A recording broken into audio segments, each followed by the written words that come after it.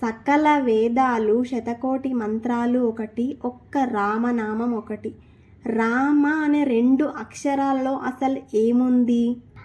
రామనామ మహిమ పావు వంతు శాతం బ్రహ్మదేవునికి తెలుసంట, సగం వంతు శాతం పార్వతీదేవికి తెలుసు.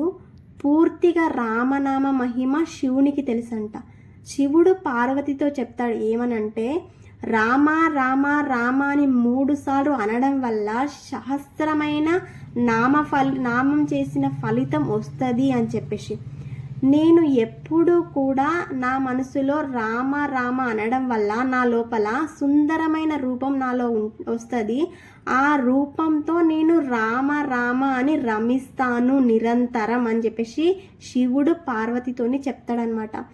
అంతటి శివుడు రామనామం కోసం హనుమావతారం ఎత్తి రాముని సేవ చేసి ఇప్పటికీ రామనామ అంటూ రామనామ కథ వింటూ తరిస్తున్నాడు అంటే అసలు రామనామం అనడం వల్ల అసలు ఏం జరుగుతుంది మీరు తెలుసుకోవాలంటే ఈ వీడియో కింద లింక్ ఉంటుంది, మీరు పూర్తిగా చూడండి.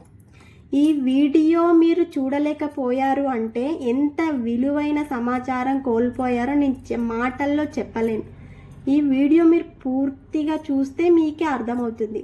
హరే కృష్ణ, హరే రామ్.